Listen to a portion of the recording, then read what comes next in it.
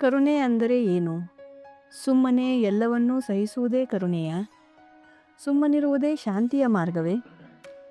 ಬನ್ನಿ ಗೆಳೆಯರೆ, ಇವತ್ತಿನ ಈ ಕಥೆಯಲ್ಲಿ ಇದನ್ನೇ ಪರಿಶೀಲಿಸೋಣ. ಒಂದು ಕಾಲದ ಮಾತು. ದಟ್ಟ ಕಾಡಿನ ಹತ್ತಿರ ಇದ್ದ ಒಂದು ಚಿಕ್ಕ ಹಳ್ಳಿಯಲ್ಲಿ ಒಬ್ಬ ಬಹಳ ದಯಾವಂತ ಮತ್ತು ಜ್ಞಾನಿ ಸಾಧು ವಾಸ ಮಾಡುತ್ತಾ ಇದ್ದರು. ಅವರು ಪ್ರತಿದಿನ ದೊಡ್ಡ ಆಲದ ಮರದ ಕೆಳಗೆ ಕೂತು ಧ್ಯಾನ ಮಾಡುತ್ತಾ ಹಳ್ಳಿಯ ಜನರಿಗೆ ಪ್ರೀತಿ, ಕರುಣೆ, ಸತ್ಯ, ಅಹಿಂಸೆ ಮತ್ತು ಒಳ್ಳೆಯ ಬದುಕಿನ ಪಾಠ ಹೇಳುತ್ತಾ ಇದ್ದರು. ಅವರ ಶಾಂತಿಯುತ ವಾಣಿಯಿಂದ ಕ್ರೋಧಗೊಂಡ ಮನವು ಶಾಂತವಾಗುತ್ತಿತ್ತು. ಹಳ್ಳಿಯಿಂದ ಸ್ವಲ್ಪ ದೂರದಲ್ಲಿ ಒಂದು ಭಯಂಕರ ಹಾವು ತನ್ನ ಬಿಲದಲ್ಲಿ ವಾಸವಾಗಿತ್ತು. ಅದನ್ನು ನೋಡಿದರೆ ಜನಕ್ಕೆ ನಡುಗು ತುಂಬುತ್ತಿತ್ತು. ಯಾರಾದರೂ ಹತ್ತಿರ ಬಂದರೆ ಅದು ಬುಸುಗುಟ್ಟಿ ಕಚ್ಚುತ್ತಿತ್ತು. ಆದ್ದರಿಂದ ಜನ ಆ ದಾರಿಯೇ ಬಿಟ್ಟು ಬಿಟ್ಟಿದ್ದರು. ಮಕ್ಕಳಿಗೆ ಅಲ್ಲಿಗೆ ಹೋಗಬಾರದೆಂದು ಎಚ್ಚರಿಕೆ ನೀಡಲಾಗಿತ್ತು. ಒಂದು ದಿನ ಸಾಧು ಕಾಡಿನೊಳಗಿಂದ ಹೋಗುತ್ತಾ ಇದ್ದಾಗ ಒಂದು ಚಿಕ್ಕ ಹುಡುಗ ತಪ್ಪಾಗಿ ಹಾವಿನ ಬಿಲದ ಹತ್ತಿರ ಹೋಗಿದ್ದ. ಹಾವು ಕಚ್ಚೋಕೆ ಸಿದ್ಧವಾಗಿತ್ತು. ಅಷ್ಟರಲ್ಲಿ ಸಾಧು ಶಾಂತವಾಗಿ ಹೇಳಿದರು, ನಿಲ್ಲು ಪ್ರಿಯ ಹಾವೇ, ಇನ್ನೊಬ್ಬರಿಗೆ ಏಕೆ ತೊಂದರೆ ಕೊಡುತ್ತೀಯಾ? ಹಾವಿಗೆ ಅಚ್ಚರಿಯಾಯಿತು. ಮೊದಲ ಸಲ ಯಾರಾದರೂ ಭಯವಿಲ್ಲದೆ ಇಷ್ಟು ಮೃದುವಾಗಿ ಮಾತನಾಡಿದ್ದರು. ಸಾಧು ಹಾವಿನ ಹತ್ತಿರ ಕುಳಿತು ಹೇಳಿದರು, ಕೋಪದಿಂದ ಭಯ ಮಾತ್ರ ಹುಟ್ಟುತ್ತೆ. ನೀನು ಒಳ್ಳೆಯವನಾಗಿದ್ದರೆ ಯಾರೂ ನಿನಗೆ ತೊಂದರೆ ಕೊಡೋದಿಲ್ಲ.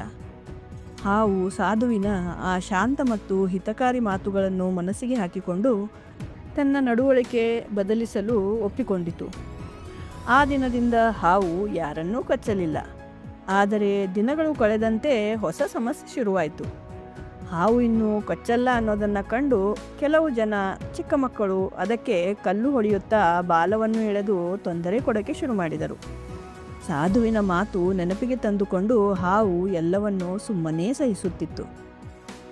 ಕೆಲವು ತಿಂಗಳ ನಂತರ ಸಾಧು ಮತ್ತೆ ಆ ದಾರಿಗೆ ಬಂದರು. ಅಲ್ಲಿ ಹಾವು ದುರ್ಬಲವಾಗಿ ಗಾಯಗೊಂಡು ಬಿದ್ದಿತ್ತು. ಸಾಧು ದುಃಖದಿಂದ ಕೇಳಿದರು, ಏನಾಯಿತು ಪ್ರಿಯ ಹಾವೇ, ನಿನ್ನ ಸ್ಥಿತಿ ಹೀಗೇಕೆ? ಹಾವು ನೋವಿನಿಂದ ಹೇಳಿತು, ಗುರುಗಳೇ, ನಾನು ನಿಮ್ಮ ಮಾತು ಕೇಳಿ ಯಾರಿಗೂ ಹಾನಿ ಮಾಡಲಿಲ್ಲ. ಆದರೆ ಈಗ ಎಲ್ಲರೂ ನನಗೆ ತೊಂದರೆ ಕೊಡುತ್ತಾ ಇದ್ದಾರೆ. ನನ್ನಲ್ಲಿ ಶಕ್ತಿ ಉಳಿದಿಲ್ಲ. ಸಾಧು ನಗುತ್ತಾ ಹೇಳಿದರು, ನಾನು ನಿನಗೆ ಕಚ್ಚಬೇಡ ಅಂದೆ. ನಿನ್ನನ್ನು ನೀನೇ ರಕ್ಷಿಸಿಕೊಳ್ಳಬೇಡ ಅಂದಿಲ್ಲವಲ್ಲ. ಕಚ್ಚಲೇಬೇಕೆಂದಿಲ್ಲ, ಆದರೆ ಬುಸುಗುಟ್ಟಬಹುದಲ್ಲವೇ? ಹಾವಿಗೆ ಆ ಮಾತಿನ ಅರ್ಥವಾಯಿತು. ಆ ದಿನದಿಂದ ಅದು ಒಳ್ಳೆಯದಾಗಿಯೇ ಇತ್ತು, ಜೊತೆಗೆ ಎಚ್ಚರದಿಂದ ಇದ್ದಿತು. ಆದರೆ ಯಾರಾದರೂ ತೊಂದರೆ ಕೊಟ್ಟರೆ ಬುಸುಗುಡುತ್ತಿತ್ತು. ಜನ ಅದರ ಗಡಿ ಅರ್ಥ ಮಾಡಿಕೊಂಡರು ಮತ್ತು ಗೌರವ ಕೊಡುವುದಕ್ಕೆ ಶುರು ಮಾಡಿದರು. ಹೀಗೆ ಹಾವು ಯಾರಿಗೂ ಹಾನಿ ಮಾಡದೆ ಶಾಂತವಾಗಿ ಬದುಕೋಕೆ ಶುರು ಮಾಡಿತು. ಗೆಳೆಯರೇ, ಈ ಕಥೆಯ ನೀತಿ ಎಂದರೆ ಕರುಣಾವಂತರಾಗಿರಿ, ಆದರೆ ನಿಮ್ಮ ಗಡಿಗಳು ಸ್ಪಷ್ಟವಾಗಿರಲಿ.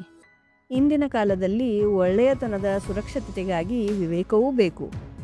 ಮೌನವೆಂದರೆ ಯಾವಾಗಲೂ ಶಾಂತಿ ಎಂದಲ್ಲ. ಕೆಲವೊಮ್ಮೆ ತಪ್ಪಿನ ವಿರುದ್ಧ ನಿಲ್ಲುವುದೇ ಸರಿಯಾದದ್ದು. ಆತ್ಮಗೌರವ ಅಹಂಕಾರವಲ್ಲ. ನಾವು ನಮ್ಮನ್ನು ಗೌರವಿಸಿದರೆ ಮಾತ್ರ ಲೋಕವು ನಮ್ಮನ್ನು ಗೌರವಿಸುತ್ತದೆ. ಎಲ್ಲರನ್ನೂ ಸಂತೋಷಪಡಿಸಲು ಹೋಗಬೇಡಿ. ಇಲ್ಲದಿದ್ದರೆ ಜನರು ನಿಮ್ಮ ಒಳ್ಳೆಯತನವನ್ನು ದುರ್ಬಲತೆಯೆಂದು ತಿಳಿಯುವರು. ನೆನಪಿರಲಿ, ಅಹಿಂಸೆ ಅಂದರೆ ಎಲ್ಲವನ್ನೂ ಸಹಿಸೋದಲ್ಲ, ಬದಲಾಗಿ ಜಾನವಾಗಿ ಪ್ರತಿಕ್ರಿಯಿಸುವುದು.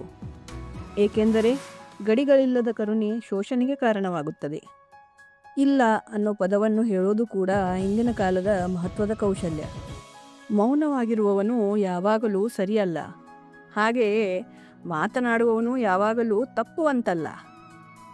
ಗೆಳೆಯರೇ, ಇಂದಿನ ಈ ಜಗತ್ತಿನಲ್ಲಿ ನಿಮ್ಮ ಒಳ್ಳೆಯತನದೊಂದಿಗೆ ಆತ್ಮಗೌರವವನ್ನು ಕಾಪಾಡಲು ಅಗತ್ಯವಾದ ವಿವೇಕವನ್ನು ಜಾಗೃತಗೊಳಿಸುವ ಕಥೆಗಳಿಗಾಗಿ ಕೇಳುತ್ತಾ ಇರಿ ಕನ್ನಡ ಟೇಲ್ಸ್ ಬೈ ಅಲ್ಕಾ.